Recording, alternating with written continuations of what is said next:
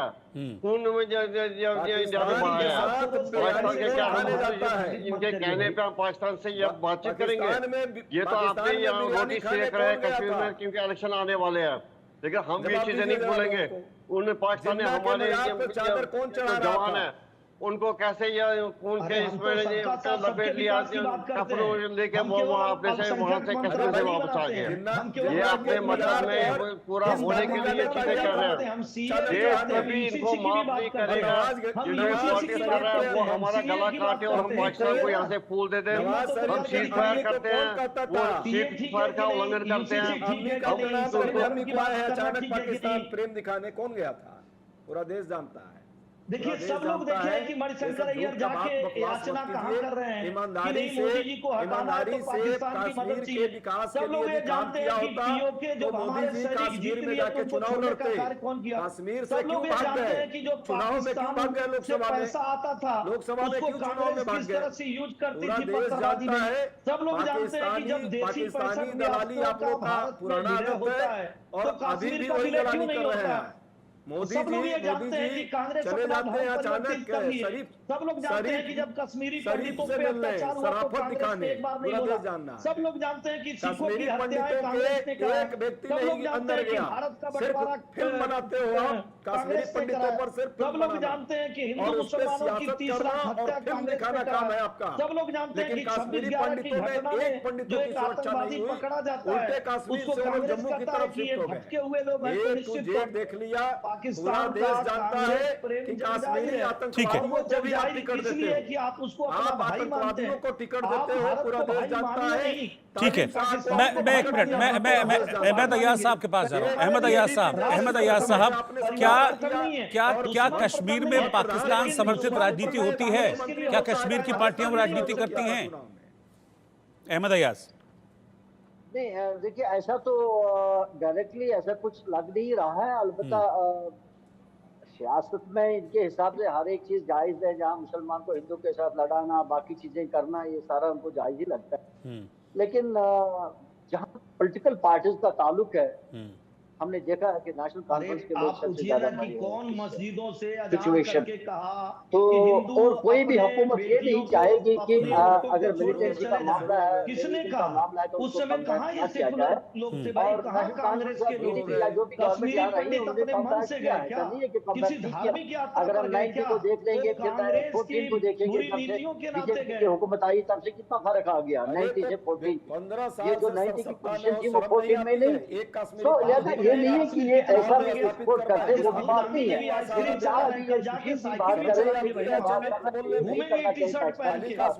तो ये नहीं कहेंगे कि बात करना चाहिए।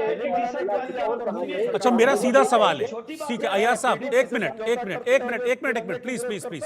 प्लीज मेरा सीधा सवाल है कि कश्मीर को लेकर जिस तरह के पाकिस्तान को लेकर जिस तरह के स्टेटमेंट्स कश्मीर की पार्टियां या बाकी पार्टीज देती हैं, क्या वो नीयत पर सवाल खड़े करती हैं?